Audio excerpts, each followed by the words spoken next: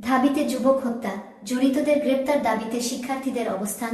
ঢাকা বিশ্ববিদ্যালয়ে তোফাজ্জল নামে এক যুবককে পিটিয়ে হত্যার ঘটনায় জড়িতদের গ্রেপ্তারের দাবিতে উপাচার্যের বাসভবনের সামনে অবস্থান নিয়েছেন একদল শিক্ষার্থী। বৃহস্পতিবার 19শে সেপ্টেম্বর দুপুর 12টার দিকে তারা অবস্থান নেন।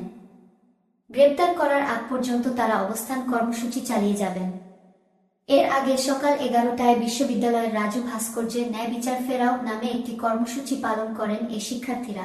অবস্থান কর্মসূচি থেকে বিজয় 71 হলের শিক্ষার্থী নাফিউর রহমান বলেন, ন্যায় বিচার পাওয়ার জন্য জুলাই মাসে আমরা লড়াই করেছি। আজ যদি এ অপরাধীদের দ্রুত গ্রেপ্তার করে শাস্তির আওতায় আনা না হয়, তাহলে আমাদের বিপ্লব ব্যর্থ হবে। আমরা আমাদের বিপ্লবকে ব্যর্থ হতে দিতে পারি না।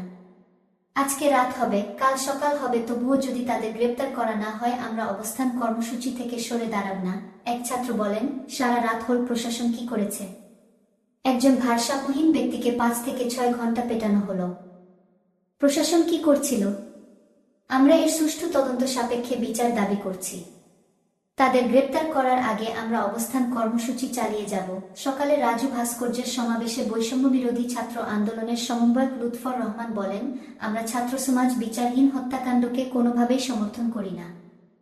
এটা কোনোভাবেই কাম্য নয়।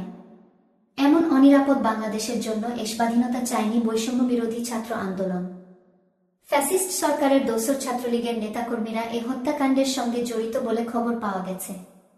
সিসি ক্যামেরার ফুটেজ দেখে ঢাবি প্রশাসনকে দ্রুত ব্যবস্থা নেওয়ার আহ্বান জানায়।